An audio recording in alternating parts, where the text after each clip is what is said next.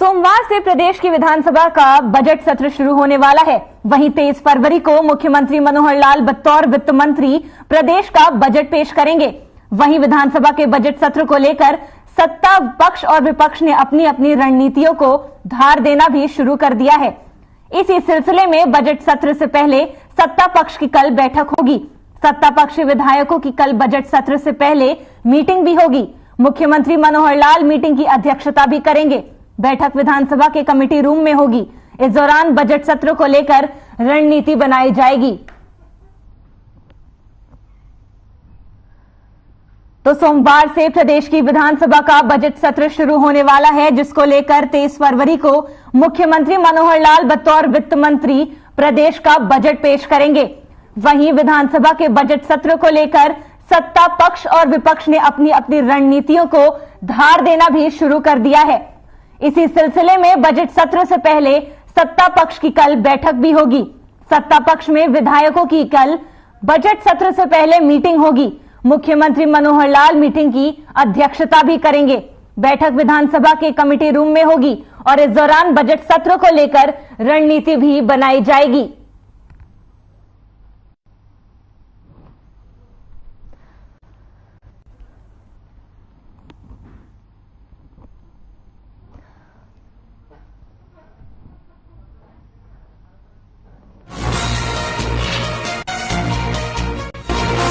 खबर पंचकुला से है, जहां सीएम मनोहर लाल ने ईएसआई निदेशालय का उद्घाटन किया।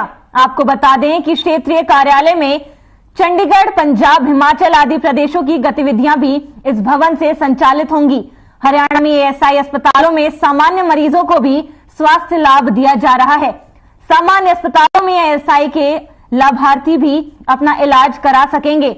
इस दौरान मुख्यमंत्री मनोहर लाल ने बड़ी घोषणा करते हुए कहा कि जल्द ही पत्रकारों को भी चिरायु हरियाणा योजना का लाभ मिलेगा।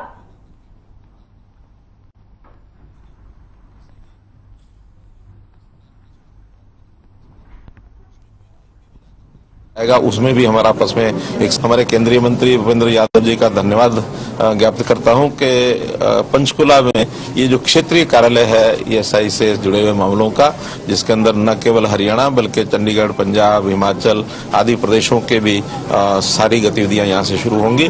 और विशेष तौर पर स्वास्थ्य की दृष्टि से जो सेवाएं ईएसआई के माध्यम से दी जा रही हैं, हरियाणा में उनको बहुत उसका लाभ हो रहा है। पहले तो ईएसआई का अलग से एक स्वास्थ्य विभाग का चलता था, हरियाणा सरकार का अलग चलता था। पिछले वर्ष में जो हम लोगों ने आपसी सहमति बनाई कि ईएसआई में न केवल आईपीज बल्कि बाकी लोग भी आकर के कोई अपना इलाज कराना चाहें तो वो उनको सुविधा मिलेगी।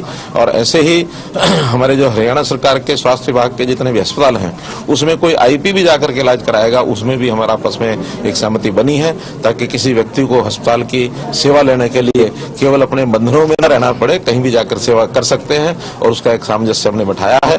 और जैसे आपको मैंने पहले भी बताया कि हमारा 2023 वर्ष ये अंत्योदय आरोग्य वर्ष इस नाम से मना रहे हैं। और इस अंत्योदय आरोग्य वर्ष में जैसे 80 लाख परिवार, 80 लाख लोगों का एक प्रकार से जो फिजिकल चेकअप है, मेडिकल टेस्ट है, वो सारे ये करने जा रहे हैं। और हमारे उसमें भी हमने निरोगी हरियाणा में भी हरियाणा की सब जनता का लगभग 2 साल के अंदर एक बार फिजिकल जो हेल्थ टेस्ट है, हेल्थ टेस्ट करने की जो हमने शुरुआत की है, ताकि कोई भी बीमारी है प्रारंभ होने से पहले ही अगर मूल रूप से उसकी जानकारी मिल जाए तो उस व्यक्ति का इलाज बड़ा आसान हो जाता है। तो इस ओर भी बहुत बड़ा लाभ हमको मिल रहा है।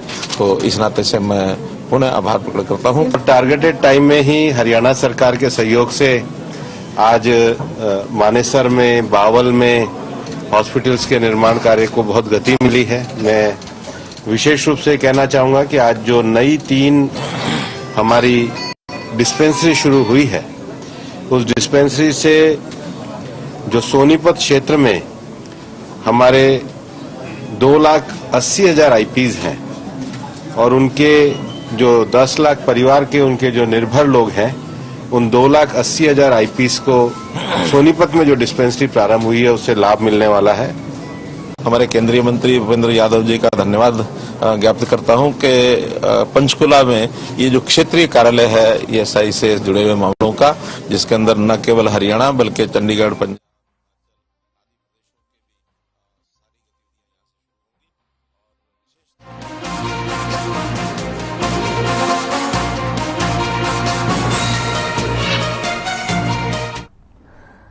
से हाथ जोड़ो अभियान के तहत पूर्व मंत्री कैप्टन अजय सिंह यादव ने मौजूदा सरकार पर सीधा प्रहार किया।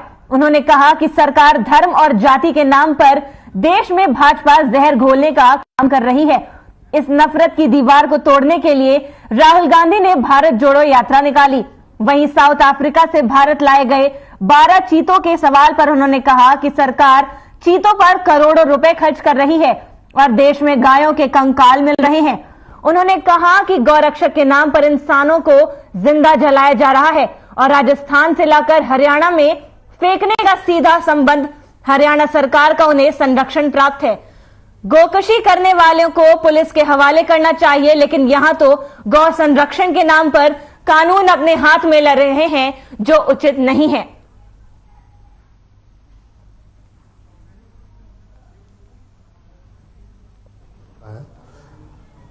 जो मौजूदा सरकार है उसकी जो नाकामियां हैं, जैसे महंगाई है, बेरोजगारी है, भ्रष्टाचार है और संवैधानिक संस्थाओं को नष्ट किया जा रहा है, निजीकरण है जिसके द्वारा आरक्षण को खत्म किया जा रहा है, जातीय जनगणना के मामले की बात है और अडानी ने जिस तरीके से देश की सारी संपत्ति को आज 1% जो लोग हैं वो देश की 40% संपत्ति को लिए बैठे हैं। और जो प्रश्न पार्लियामेंट में राहुल गांधी जी ने रखे थे कि उनको कॉन्ट्रैक्ट देने में प्रधानमंत्री का कितना हाथ है, कितनी बार वो साथ गए हैं, कितनी बार वो साथ उनको जिस देश में गए वहां उनको कॉन्ट्रैक्ट मिला, कहाँ उन्होंने सिफारिश की है, तो उसको सबको एक्सपेंज कर दिया। जो मौजूदा सरकार है उसकी जो नाकामियां हैं, जैसे महंगाई है, बेरोजगारी है, भ्रष्टाचार है और संवैधानिक संस्थाओं को नष्ट किया जा रहा है, निजीकरण है जिसके द्वारा आरक्षण को खत्म किया जा रहा है, जातीय जनगणना के मामले की बात है और अडानी ने जिस तरीके से देश की सारी संपत्ति को आज 1% जो लोग हैं वो देश की 40% संपत्ति को लिए बैठे हैं। और जो प्रश्न पार्लियामेंट में राहुल गांधी जी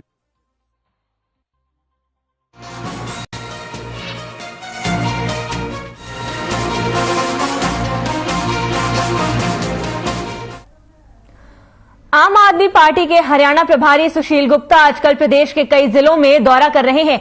इसी सबके बीच सुशील गुप्ता ने बीजेपी का घेराव करते हुए बताया कि भारतीय जनता पार्टी के कार्यकाल में सिर्फ और सिर्फ भ्रष्टाचार को बढ़ावा मिला है। यहीं हरियाणा की जनता ने उन्हें मौका दिया तो तमाम भ्रष्टाचार को उजागर करके वह हरियाणा को भ्रष्टाचार मुक्त करेंगे।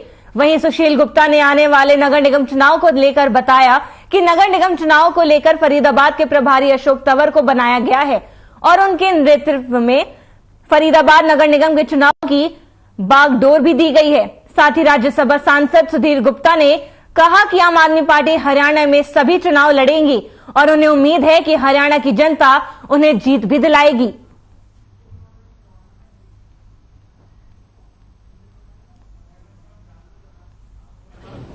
फरीदाबाद में आम आदमी पार्टी कार्यकर्ता सम्मेलन है और प्रेस वार्ता का आयोजन किया गया। उसी में अशोक तंवर दिल्ली से प्रदेश अध्यक्ष जो यहाँ पे फरीदाबाद की जो इनको कमान सौंपी गई है उसी को लेकर के अशोक तंवर जी यहाँ फरीदाबाद पहुंचे हैं। उनसे एक बार जान लेते हैं नगर निगम चुनाव को लेकर। अशोक तंवर जी फरीदाबाद पहुंचे हैं, कार्यकर्ता सम्मेलन और प्रेस वार्ता का आयोजन किया गया। फरीदाबाद की कमान आपको सौंपी गई है, किस तरीके से देखते हैं चीज को?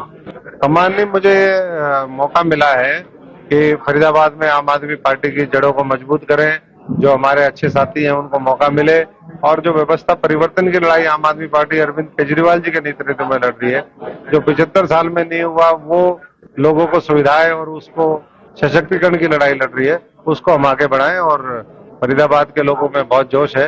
ये शहर 9वें नंबर का इंडस्ट्रियल सिटी था, आज कितना पीछे चला गया।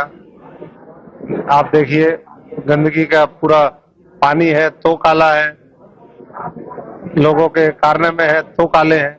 तो ये जो काले काले लोग जो कारनामे करते हैं, जिनका सोच गंदी है, उसको मैं समझता हूँ कि नगर निगम के चुनाव के पहले नगर निगम चुनाव आने वाला है। नगर निगम पे 200 करोड़ रुपए के यहाँ पे फरीदाबाद में घोटालों के जो मामले सामने आ रहे हैं उस चीज को तो 2000 करोड़ निकलेगा। और ये कोई एक जगह की बात नहीं है, ये सब जगह है। और इस पूरे मुद्दे को लेकर के हम और आक्रामकता के साथ लड़ाई लड़ेंगे।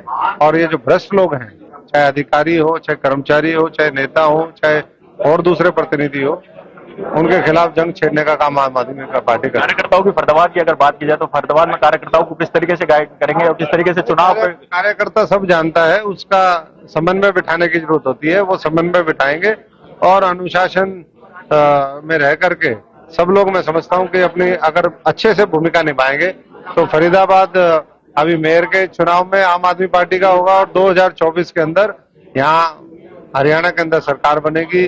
केंद्र में जो है वो मजबूत उपस्थिति आम आदमी पार्टी दर्ज करेगी। कार्यकर्ता सम्मेलन जो कार्यकर्ता प्रोग्राम था वो प्रारंभ भी नहीं हो, उससे पहले नगर निगम जो कर्मचारी थे यहाँ पे बोर्डों को तोड़ने का काम किया। ये अपनी अपनी सोच है।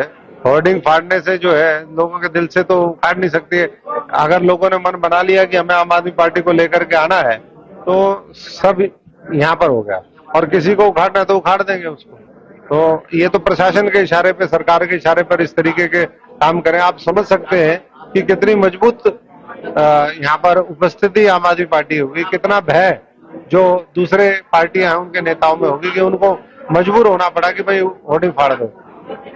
इससे कोई फर्क नहीं पड़ेगा। चुनाव की अगर बात करें तो आम आदमी पार्टी कार्यकर्ता हैं सभी यहाँ से कितने सीटों पर चुनाव जीतने की नहीं, सारे हमारे तो टारगेट होगा आपके 45। आम आदमी पार्टी केजरीवाल जी के नेतृत्व में डिस्टिंक्शन लेती है।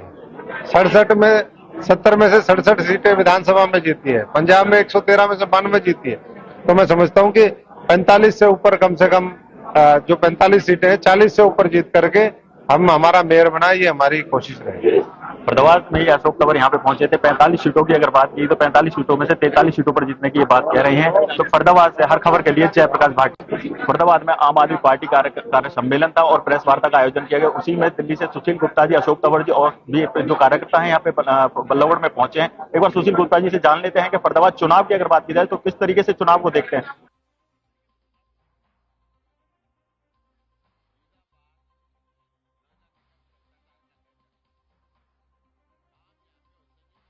हो जाती है, ये बात सिद्ध हो चुकी है। अधिकारी तो गिरफ्तार किए, असली मगरमच्छ कौन सा मंत्री या मुख्यमंत्री के वहां पैसे गए उसका खुलासा ही नहीं करता। फरीदाबाद में चारों तरफ कूड़े के अंबार है, सड़कें टूटी हुई है। मुख्यमंत्री आते हैं, 3-3, 4-4 सड़कों का उद्घाटन करते हैं और 2 महीने में वो सड़क टूट जाती है। कौन उसका जिम्मेदार है? क्या मुख्यमंत्री जी खुद साझेदार है? क्या इनके विधायक साझेदार है? क्या इनके मंत्री साझेदार है? क्यों इतना घटिया काम हुआ और उन पे एक्शन क्यों नहीं हुआ? ये इनके निगम में भ्रष्टाचार का जो बोलबाला है वो सामने नजर आता है। नगर निगम में 200 करोड़ के घोटाले की बात की जाए, नगर निगम के दिन प्रतिदिन लिस्ट खुलती ही जा रही है, तो उस चीज को किस तरीके से देखते हैं? आम आदमी पार्टी लगातार उस घोटाले को उठाती रही है, परंतु हम चाहते हैं कि उस घोटाले में लिप्त मंत्री को अंदर किया जाए, जनता का पैसा जनता को वापस दिलाए। दिल्ली में एक निकिता हत्याकांड के तर्ज पर ही एक निक्की हत्याकांड अभी कुछ समय पहले हुआ है, तो उस चीज पर दिल्ली सरकार से, दिल्ली जो प्रशासन है उसको किस तरीके से देखते हैं?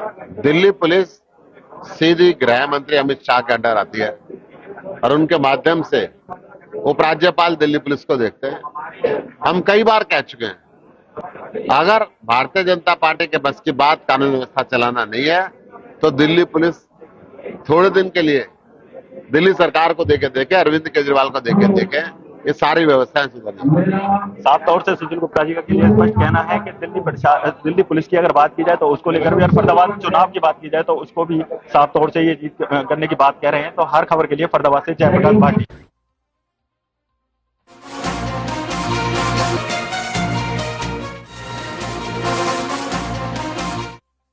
खबर बहादुरगढ़ से है, जहां पुलिस ने हाई टेंशन तारों की चपेट में आए एक मजदूर के शव को अस्पताल ले जाने के लिए हाथ तक नहीं लगाया और ना ही एम्बुलेंस बुलाई। इतना ही नहीं, मृतक के परिजन स्वयं शव को ऑटो रिक्शा में डालकर अस्पताल लेकर गए। वहीं पुलिस ने पत्रकार के कैमरे पर भी हाथ मारा और उसे घटना की कवरेज करने से रोका गया। आपको बता दें कि स्थानीय लोग मृतक के शव को ऑटो में ले जाने पर आपत्ति जता रहे थे। इस खबर की कवरेज करने पहुंचे कैमरा पर्सन को कवर करने के लिए रोका गया और कैमरे को तोड़ने का भी प्रयास किया गया और साथ ही अशब्द भी बोले गए।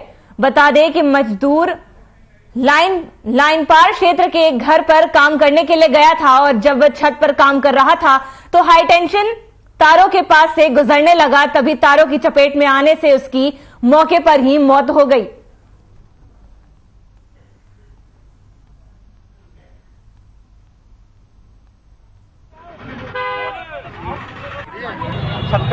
काम के लिए चढ़ा था और तार अचानक टिक गई। ये सर तार बहुत दिनों से काम करता था, कबाड़ी का काम करता था। कितनी उम्र है? 22 साल। कहाँ का रहने वाला था? ये संत कबीर नगर।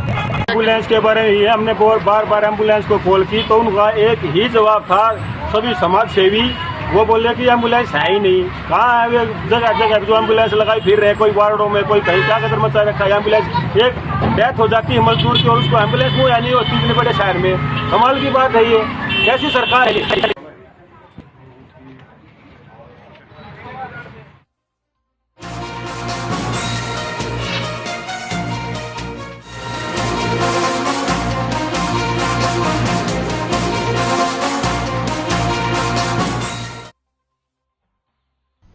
भिवानी पुलिस ने गुप्त सूचना के आधार पर नामी गिरामी कंपनी को अंग्रेजी शराब के अवैध जखीरे को पकड़ने में सफलता हासिल की।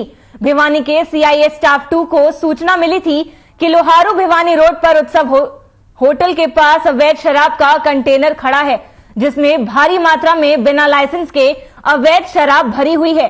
ये शराब पंजाब से गुजरात ले जाई जा रही थी, जिसके भिवानी सीआईए टीम ने छापेमारी कर इसे पकड़ने में सफलता हासिल की और कैंटर के ड्राइवर को मौके पर ही दबोच लिया।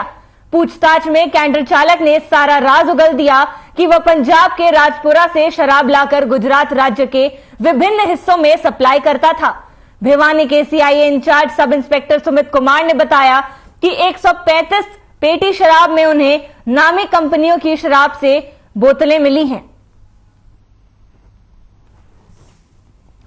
तो खबर हम आपको भिवानी से बता रहे हैं, जहां भिवानी पुलिस ने गुप्त सूचना के आधार पर नामी गिरामी कंपनियों की अवैध शराब को जखीरे को पकड़ने में सफलता हासिल की। भिवानी के सीआईए स्टाफ 2 को सूचना मिली थी कि लोहारू भिवानी रोड पर उत्सव होटल के पास अवैध शराब का कंटेनर खड़ा है, जिसमें भारी मात्रा में बिना लाइसेंस के अवैध शराब भरी हुई है। यह शराब पंजाब से गुजरात ले जाई जा रही थी, जिसके भिवानी सीआईए टीम ने छापेमारी कर इसे पकड़ने में सफलता हासिल की और कैंटर के ड्राइवर को मौके पर ही दबोच लिया। पूछताछ में कैंटर चालक ने सारा राज उगलते हुए कहा कि वह पंजाब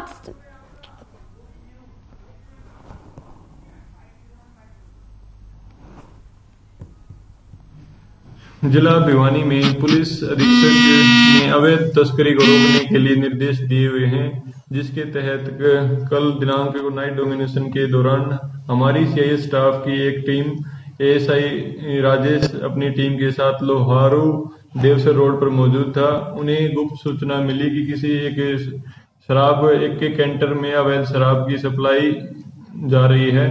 इस सूचना के तहत हमारी टीम ने अवैध शराब के कंटेनर को मौके से पकड़ा और जिसके अंदर से 135 पेटी अवैध शराब की हमें बरामद हुई।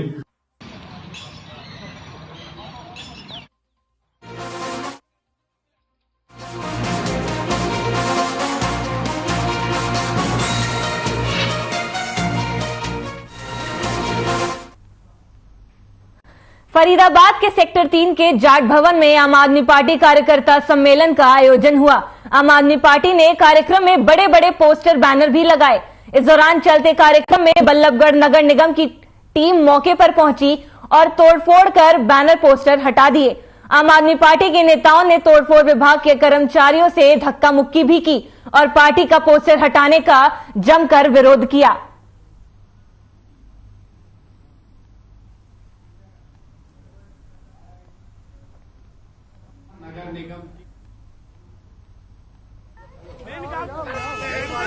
आम आदमी पार्टी के जो अशोक तंवर हैं या फिर सुशील गुप्ता हैं, वो बल्लभगढ़ में आज जो इलेक्शन को लेकर के पहुंचे थे, उसी में जाट धर्मशाला में आज इनका प्रोग्राम था कि 11:30 12 बजे का इनको प्रोग्राम था। उसी को लेकर जो बल्लभगढ़ नगर निगम है, जो इन्होंने होर्डिंग बोर्ड लगाए थे, उनको लेकर के होर्डिंग बोर्ड यहाँ पे सारे तोड़ दिए गए हैं। नगर निगम यहाँ पे पहुंचा है, इनसे एक बार जान लेते हैं किस चीज को लेकर इन्होंने बोर्ड तोड़े हैं। क्या नाम है जी आपका? अमन गोयल। अमन गोयल जी, कार्यकर्ता सम्मेलन था और प्रेस कॉन्फ्रेंस का प्रोग्राम था आम आदमी पार्टी का, तो नगर निगम यहाँ पे पहुंचा, उन्होंने होर्डिंग बोर्ड तोड़े, क्या कहना चाहेंगे? आज हमारे राष्ट्रीय नेता और सुशील गुप्ता जी हरियाणा के प्रभारी हैं, नगर निगम इंचार्ज हैं अशोक तंवर जी, सब कार्यकर्ता सम्मेलन में आज आए थे। आज हमने अपने सभी कार्यकर्ताओं ने उत्साह के साथ होर्डिंग लगाए थे लेकिन जिस तरीके से नगर निगम का रवैया है, नगर निगम ने आज आधे घंटे भी होर्डिंग नहीं लगने दिए।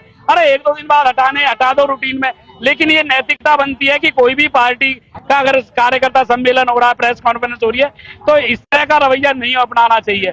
लेकिन नगर निगम और नगर निगम निरंकुश हो चुका।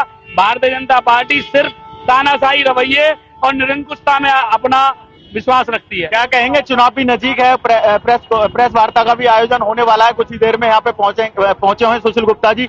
तो बीजेपी सरकार है, तो किस तरीके से लेके चलते हैं इस चीज? हमारे बड़े नेता इस बात को भी प्रेस वार्ता के टाइम में आप सभी प्रेस साथियों के साथ इस बात को साझा करेंगे और निश्चित रूप से इस रवैये को हम समूचे फरीदाबाद में दिखाना चाहते हैं कि किस तरीके से भारतीय जनता पार्टी और किस तरीके से नगर निगम के अधिकारी उनके मतलब इशारों पे काम करते हैं। ऐसा कभी नहीं होता जिस तरीके से आज देखने को मिल रहा है। हर पार्टी अपने कार्यकर्ता सम्मेलन, छोटे से बड़ी पार्टी हमेशा कार्यकर्ता सम्मेलन होर्डिंग लगाती आई है। आपका क्या नाम है?